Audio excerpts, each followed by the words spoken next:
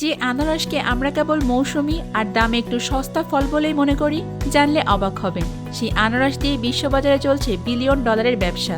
বাংলাদেশে প্রতি বছর প্রায় 4 থেকে 5 লাখ মেট্রিক টন আনারস উৎপন্ন হয়, আর গোটা বিশ্বে এর পরিমাণ প্রায় 2,80,00,000 মেট্রিক টনেরও বেশি।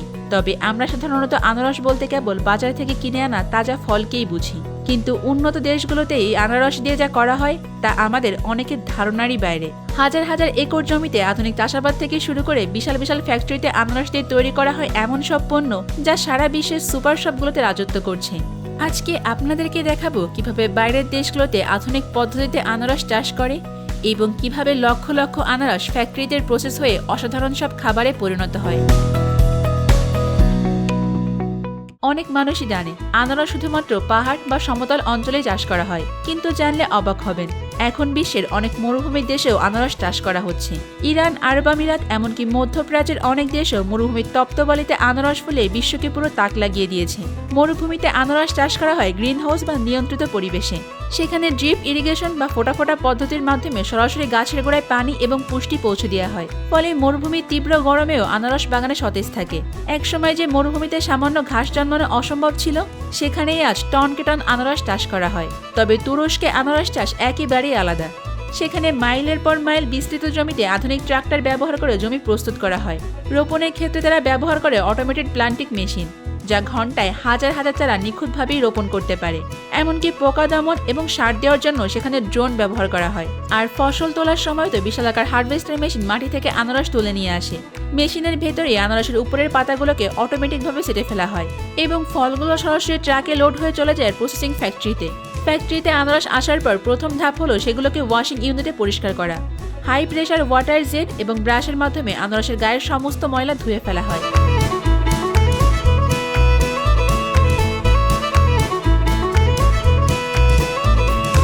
এরপর শুরু হয় সব থেকে আকর্ষণীয় অংশ, যাকে বলা হয় পিলিং অ্যান্ড কোরিং।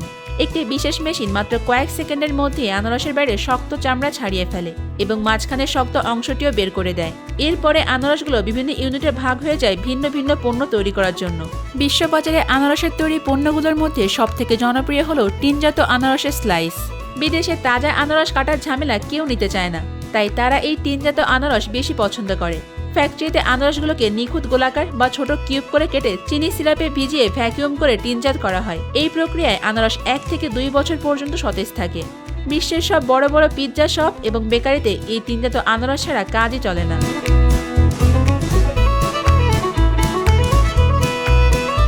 আনারসের আরেকটি ফেমাস প্রোডাক্ট হলো এর ফ্রেশ জুস বা কনস্ট্রেন্ট। ফ্যাক্টরিতে একটি নির্দিষ্ট ইউনিটে বিশাল সব জুসার মেশিন ব্যবহার করে আনারস থেকে রস বের করা হয়। এরপর সেই রসকে বিশেষ প্রক্রিয়ায় ফিল্টার এবং পাস্তরায়ন করা হয়, যাতে করে এর স্বাদ এবং গুণাগুণ নষ্ট না হয়। বিদেশের বাজারে সরাসরি বোতলজাত জুসের পাশাপাশি আনারসের কনস্ট্রেন্ট বা ঘন মিশ্রণের জুস খুব জনপ্রিয়। এই মিশ্রণটি বিশ্বের বিভিন্ন বড় বড় কোমল পানীয় প্রস্তুতকারী কোম্পানিগুলো কিনে নেয় তাদের নিজস্ব ফ্লেভারের জুস তৈরি করার জন্য। আনারসের এই প্রাকৃতিক মিষ্টি ঘ্রাণ এবং ভিটামিন সি এর কারণে স্বাস্থ্য সচেতন মানুষের কাছে এই পানীয় চাহিদা সব থেকে বেশি।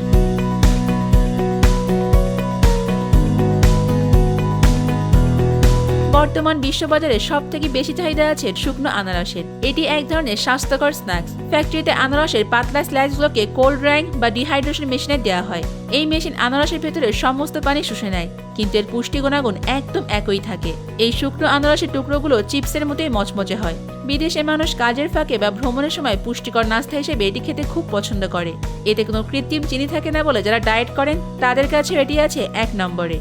বিশেষ করে প্যাকেটজাত স্ন্যাক্স হিসেবে এটি এখন বিশ্বের শীর্ষ দেশগুলোতে বিলিয়ন ডলারের বাজার তৈরি করেছে। এমনকি আনারসে ফেলে দেওয়া অংশ থেকেও তৈরি করা হয় মূল্যবান এনজাইম। উন্নত প্রযুক্তির কারণে উন্নত দেশগুলোতে আনারসের একটি অংশ অপচয় হয় না।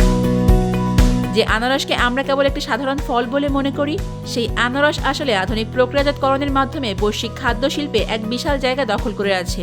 আমাদের দেশেও যদি পর্যাপ্ত হিমাগার এবং এমন আধুনিক ফ্যাক্টরি স্থাপন করা হয়, তবে আমরা কেবল ফল হিসেবেই নয়, বরং প্রক্রিয়াজাত পণ্য হিসেবে আনারস রপ্তানি করে বিলিয়ন ডলার আয় করতে পারব।